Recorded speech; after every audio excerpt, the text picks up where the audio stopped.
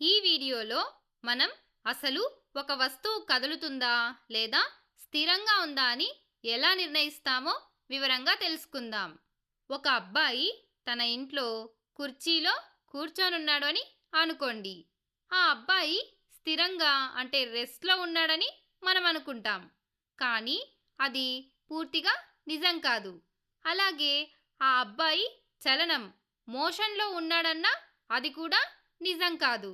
ఇది వినడానికి కొంచెం వింతగా ఉంది కదూ. మనకు కేవలం ఆ అబ్బాయి ఇంట్లో కూర్చొనున్నాడని మాత్రమే తెలుసు. ఇప్పుడు మనం ఒకవేళ ఈ ఇల్లు స్థిరంగా ఉంటే అంటే రెస్ట్లో ఉంది అని అన్నామనుకోండి, అది పూర్తిగా సరైన సమాధానం కాదు. అదేవిధంగా మనం ఇల్లు చలనంలో ఉంది అని అన్నామనుకోండి, అది కూడా పూర్తిగా నిజం కాదు. అసలు ఇక్కడ ఏం జరుగుతోంది? దీనికి కారణం ఏంటి? దీని గురించి ఇంకా లోతుగా తెలుసుకోవడానికి ప్రయత్నిద్దాం. దీనికి కారణం ఏంటంటే, ఈ ఇల్లు భూమి మీద ఉంది. భూమి తన అక్షం చుట్టూ తాను తిరుగుతూ అంటే భ్రమణం రొటేషన్ చేస్తూ సూర్యుని చుట్టూ పరిభ్రమణం రెవల్యూషన్ చేస్తూ ఉంటుంది. మనం చంద్రుని పైనుండి భూమిని గమనిస్తే ఆ ఇల్లు అందులో ఉన్న అబ్బాయి అంతా భూమితో పాటు కదులుతున్నట్లు కనిపిస్తుంది. మరి ఇప్పుడు ఆ అబ్బాయి లేదా ఆ ఇల్లు స్థిరంగా ఉన్నాయా లేక చలనంలో ఉన్నాయా అని మనం ఖచ్చితంగా చెప్పగలమా? లేదు కదా. అందుకే మనం సాపేక్షత రిలేటివిటీ అనే పదాన్ని వాడుతాం. అంటే భూమిని లేదా నేలను ఆధారంగా చేసుకుంటే అంటే with respect to the ground ఆ అబ్బాయి స్థిరంగా ఉన్నాడు. అదే చంద్రుణ్ణి ఆధారంగా చేసుకుంటే ఆ అబ్బాయి చలనంలో ఉన్నాడు. ఇక్కడ మనం దేనితో పోల్చి చెబుతున్నామో ఆ నేలను లేదా చంద్రుడిని నిర్దేశక బిందువు రెఫరెన్స్ పాయింట్ అని అంటాం. ఒక వస్తువు స్థిరంగా ఉందా లేదా చలనంలో ఉందా అని చెప్పాలంటే ఖచ్చితంగా ఒక నిర్దేశక బిందువు ఉండాలి. ఉదాహరణకు మన చుట్టూ ఉన్న గాలిలో ఎగిరేటువంటి పక్షులు, రోడ్డుపై వెళ్ళే బస్సులు, కార్లు, పట్టాలపై పరిగెత్తే రైళ్లు, ఇలా ఎన్నో వస్తువులను మనం నిత్యం చలనంలో ఉండటాన్ని గమనిస్తుంటాం. అయితే మీరెప్పుడైనా కదులుతున్న రైల్లో కానీ బస్సులో కానీ కూర్చున్నప్పుడు ఒక వింత అనుభవం ఎదురైందా? రైలు కిటికీలో నుంచి బయటకు చూసినప్పుడు బయట ఉన్నటువంటి చెట్లు, భవనాలు, విద్యుత్ స్తంభాలు వెనక్కి కదులుతున్నట్లు అనిపిస్తాయి. మరి నిజంగా అవి కదులుతున్నాయా?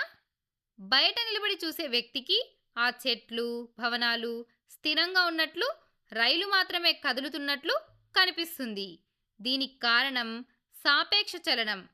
రైలు లోపల ఉన్నవారికి రైలు నిశ్చలంగా ఉండి బయట ప్రపంచం వెనక్కి వెళ్తున్నట్లు అనిపిస్తుంది. కానీ బయట ఉన్నవారికి చెట్లు స్థిరంగా ఉండి రైలు ముందుకు వెళ్తున్నట్లు కనిపిస్తుంది. ఈ ఉదాహరణలన్నింటినీ పరిశీలించాక మనకేమర్థమవుతుందంటే, ఒక వస్తువు చలనంలో ఉందా లేదా స్థిరంగా ఉందా అనే విషయాన్ని చూసే వ్యక్తి ఉన్న స్థానం లేదా నిర్దేశక బిందువు యొక్క ఆధారం లేకుండా చెప్పలేము. విశ్వంలో ఏ వస్తువు కూడా స్వతహాగా సంపూర్ణ స్థిరంగా కానీ సంపూర్ణ చలనంలో కానీ ఉండదు. ఇప్పుడు చలనాన్ని శాస్త్రీయంగా ఎలా నిర్వచించాలో చూద్దాం. అసలు చలనం అంటే ఏంటి? దీని గురించి తెలుసుకోవడానికి కారు ఉదాహరణను తీసుకొని ఈ స్క్రీన్ని రెండుగా విభజించి ఒక కారు రెండు సందర్భాలలో ఏ విధంగా చలనంలో ఉంటుందో తెలుసుకుందాం.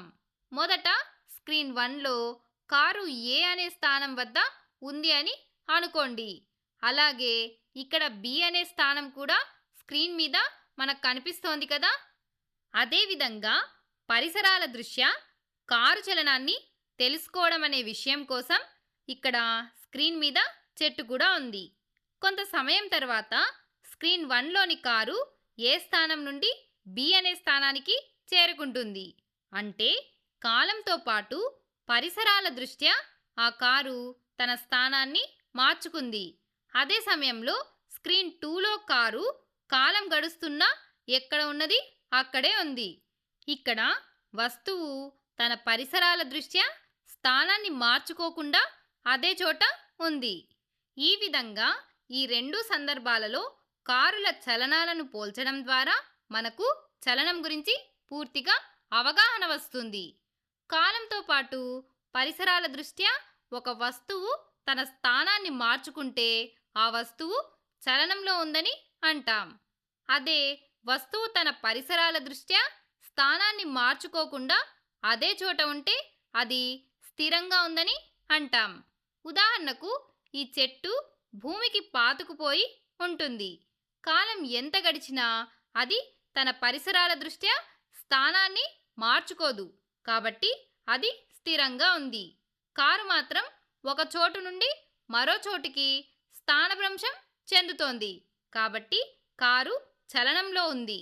ఇప్పుడు మీకు చలనం మరియు స్థిరత్వం గురించి అవగాహన వచ్చింది కదా. మీరు ఇలాంటి మరికొన్ని ఉదాహరణలను సేకరించండి. చలనం మోషన్ అంటే కాలంతో పాటు పరిసరాల దృష్ట్యా ఒక వస్తువు స్థానంలో వచ్చే మార్పు. స్థిరత్వం రెస్ట్ అంటే కాలంతో పాటు పరిసరాల దృష్ట్యా వస్తువు స్థానంలో మార్పు లేకపోవడం. చలనం మరియు స్థిరత్వం అనేవి సాపేక్షమైనవి. ఇవి మనం ఎంచుకున్న నిర్దేశక బిందువుపై ఆధారపడి ఉంటాయి. నిర్దేశక బిందువు రెఫరెన్స్ పాయింట్ అంటే ఒక వస్తువు స్థితిని దేనితో పోల్చి చెబుతున్నామో ఆ స్థానాన్ని తెలియజేసేది. కాబట్టి ఏదైనా వస్తువు కదులుతోందని చెప్పే ముందు దేనితో పోల్చి చెబుతున్నామో గమనించడం మర్చిపోకండి.